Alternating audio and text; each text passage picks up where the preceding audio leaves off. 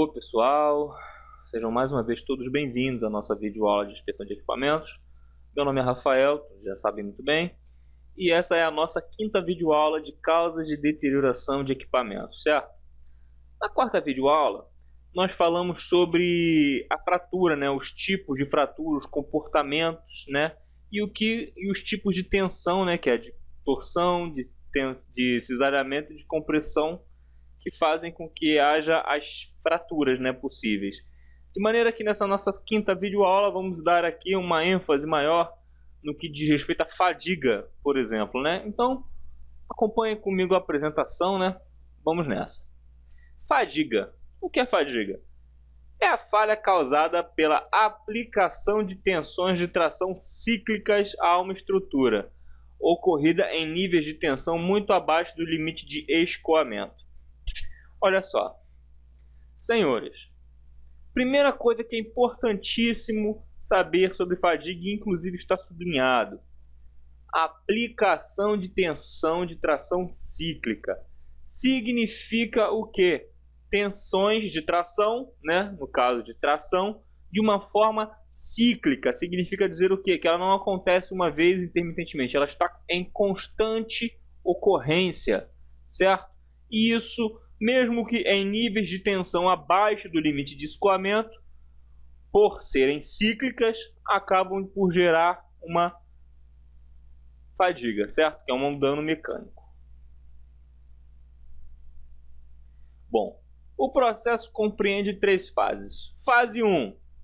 Uma pequena trinca se forma em algum ponto de elevada concentração de tensões, ou seja, onde, por mais que seja abaixo do limite de escoamento, há uma concentração de tensão. O que acontece ali? A formação de uma pequena trinca, certo?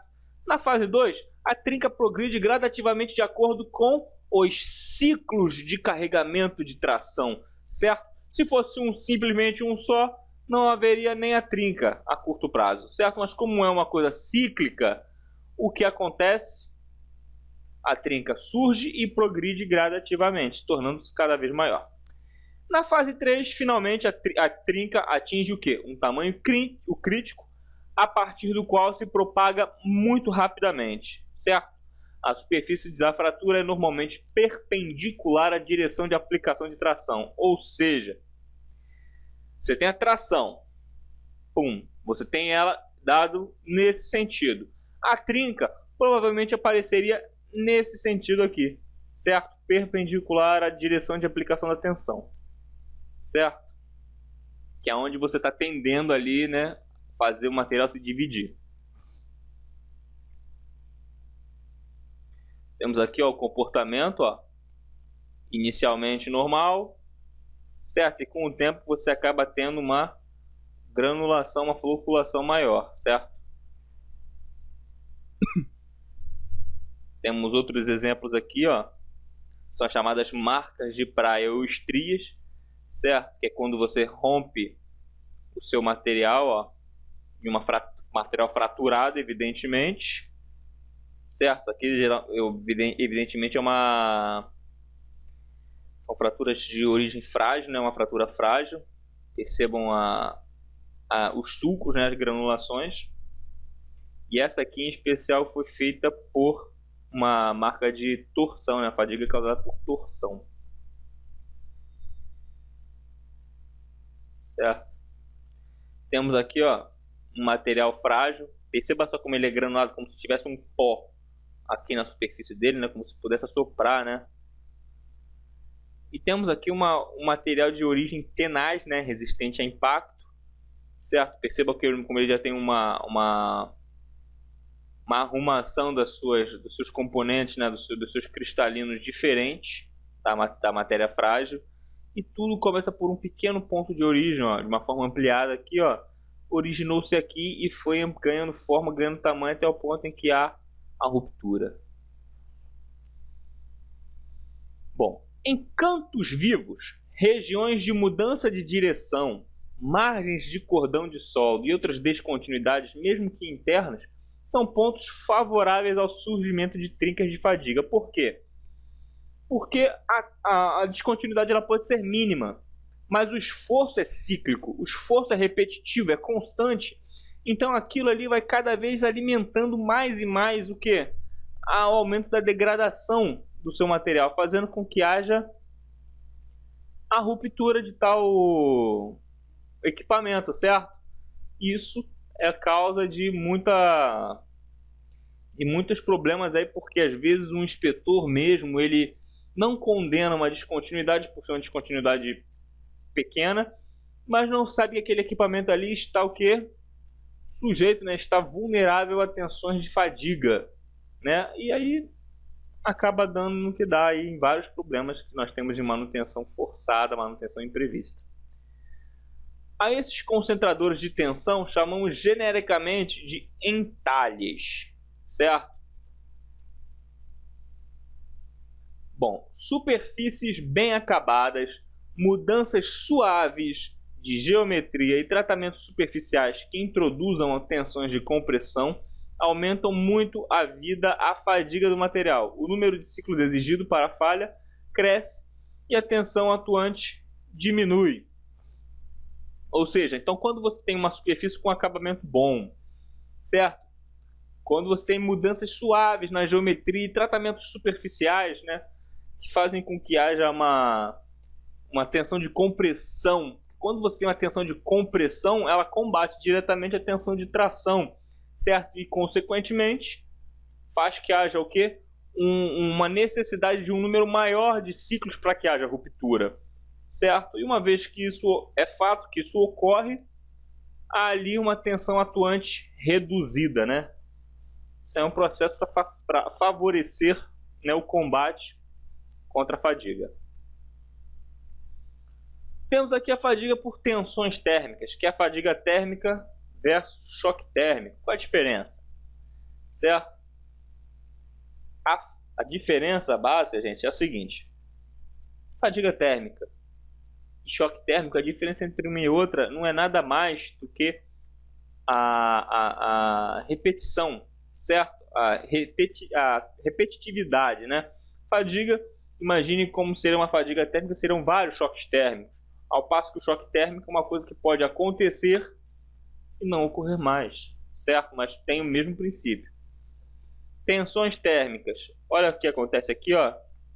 Começa a ver esse tipo de ruptura, né? De manchamento aqui, ó, dado pela tensão térmica, diferença de temperatura. Tensões térmicas. Fornos que operam em condições normais sofrem poucos ciclos térmicos e dificilmente apresentam esse tipo de deterioração. No caso, o que acontece? Esses fornos, né, que operam nas condições normais, eles sofrem poucos ciclos e dificilmente apresentam esse tipo de deterioração. Por quê? Porque para haver um choque térmico, uma tensão térmica, é necessária a confluência entre uma temperatura elevada e uma temperatura baixa, né? Então, um forno que está sempre em altas temperaturas, mesmo que em regiões não necessariamente de foco da alta temperatura, ali ainda há uma temperatura elevada. Então, para que haja um choque térmico ali, deveria ter o contato de algum fluido, por exemplo, uma temperatura normal, certo? Que não ocorre normalmente. Para este processo, não há limite de fadiga. A falha pode ocorrer a níveis de tensão muito baixos, certo? Então, ali, como já podemos ler, não há limite de fadiga, certo? O nível de tensão pode ser baixo e a tensão térmica estará ali atuando.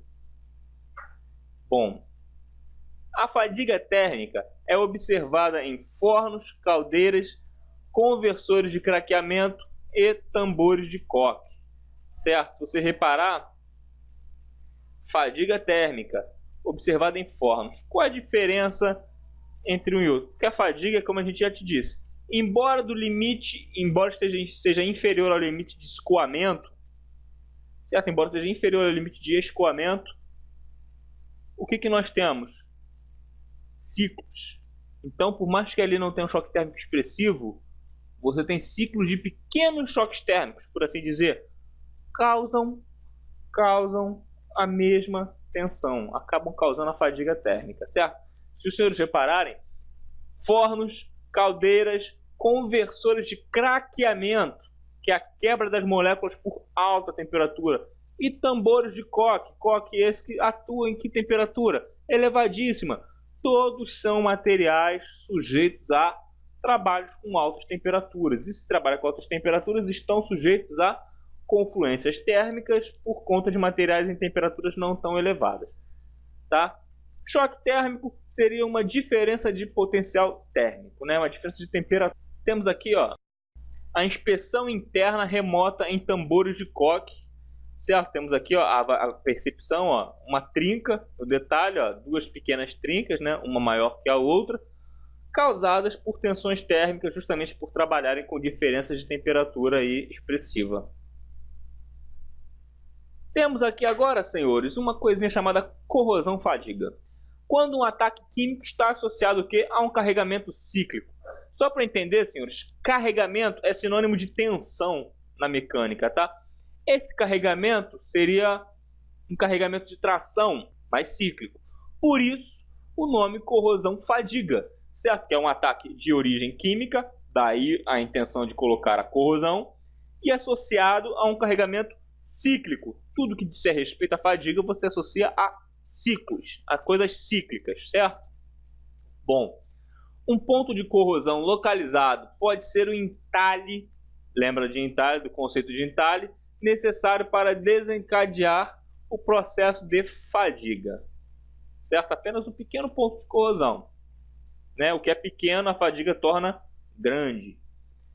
Os dois processos atuarão simultaneamente, reduzindo muito mais a vida útil do material do que se agissem de modo isolado, certo? Bom, ainda em corrosão-fadiga, em fornalhas, a atmosfera é agressiva e as condições que levam à fadiga térmica também favorecem as reações de corrosão, ou seja, a própria atmosfera interna da fornalha é uma atmosfera quente, né? Com muita vapor, muita tensão, então, muita energia térmica, aliás, se dissipando, então já favorece a uma fadiga térmica, certo?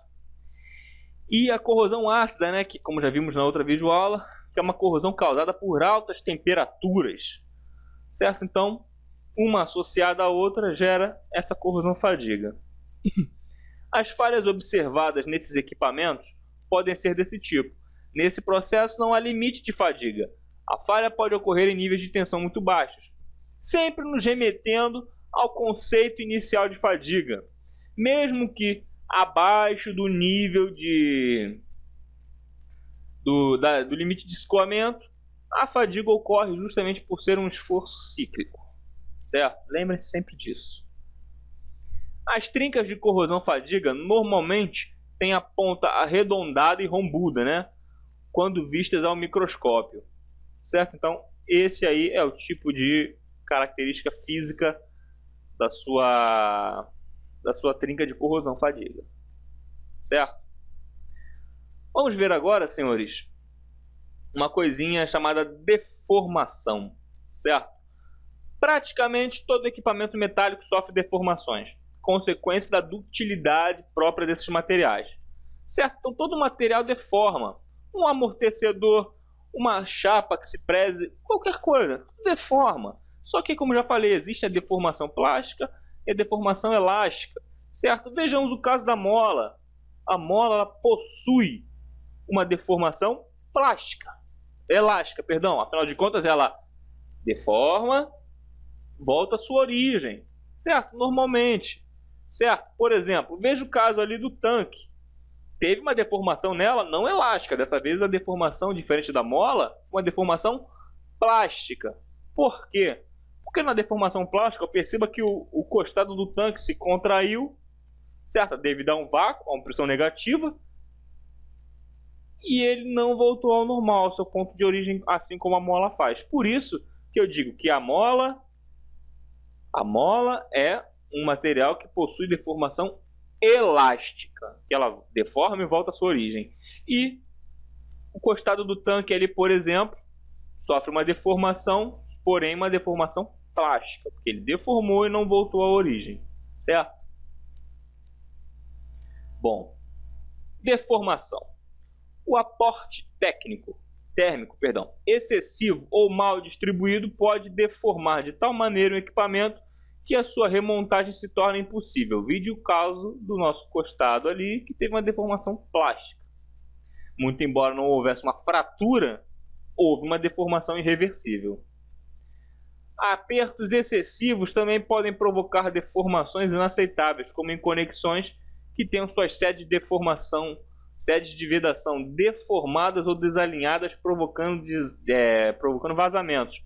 Ou seja, até quando você aplica muito torque, você deforma a sua sede de vedação, certo? De maneira que ela não vai voltar elasticamente para o lugar. E, em consequência disso, vai causar uma deformação plástica e vazamentos. O deslocamento dos fluidos através das tubulações e vasos não se dá sem atrito, certo? E existe a natural perda de espessura associada a essa movimentação. É aquele impacto abrasivo no qual eu falei. O deslocamento do fluido através das tubulações, mesmo que não tenha particulados sólidos em suspensão, certo? Há o atrito do próprio fluido com a parede interna do metal, certo? E isso faz com que haja uma contínua deformação do seu material de maneira que seu material não vai haver recuperação. Afinal de contas, já vimos na nossa primeira videoaula de causa de deterioração de equipamentos. Material que você perde na deterioração você não recupera, certo? Bom, fluxos turbulentos, multifásicos e com sólidos em suspensão produzem maior desgaste, certo? Ou seja, fluxos turbulentos, porque você tem o fluxo laminar, que é aquele fluxo ordenado, e o fluxo turbulento, que é aquele fluxo completamente desordenado, certo? Ou até mesmo em multifásicos, ou como eu acabei de dizer, com sólidos em suspensão, né, que causa a deterioração abrasiva, produzem maior desgaste por abrasão no caso, certo? O caso aqui, ó, como eu acabei de dizer, ó, processos associados ao escoamento, erosão, abrasão. Temos aqui, ó, uma árvore de cames, que é um elemento de máquina, certo? Olha só, é todo desgastado. E ao lado temos aqui, ó, o mancal. Isso aqui seria um mancal de deslizamento, certo? Também com a sua superfície desgastada pelo atrito com o atrito abrasivo, né, com o eixo. Temos a cavitação, né, que é o que ocorre com o rotor das bombas, que é resultante das variações de pressão no interior de tubulações que escoam líquidos próximos ao ponto de ebulição, certo? São aquelas pancadas, aqueles choques que são dados na hélice do rotor da bomba. Quando a pressão do sistema fica menor que a pressão de vapor do líquido, podem se formar bolhas no interior do mesmo. E são essas bolhas que causam a cavitação. Pressão de vapor é a pressão exercida pelo vapor de uma substância quando as fases vapor e condensado estão em equilíbrio. Isso é uma pressão de vapor. Ainda sobre cavitação. Quando a pressão do sistema se restabelece, essas bolhas desaparecem por implosão, elas implodem, certo? E a energia do impacto do líquido ao reocupar o local da bolha é altíssima, arrancando o material da superfície, ou seja, há aquela presença daquela bolha. Quando a bolha implode, o próprio material faz o quê? Tende a preencher aquele lugar com a maior velocidade possível, certo? E essa pressão faz com que haja essa pancada. Bom, senhores, então aqui, ó, esses choques, eles causam esse tipo de dano ao material. Olha só como é que temos aqui as fotos. Olha o exemplo, ó. Pontos de cavitação, ó. Aqui é um ponto, aqui é um outro ponto onde há esse choque desse fluido.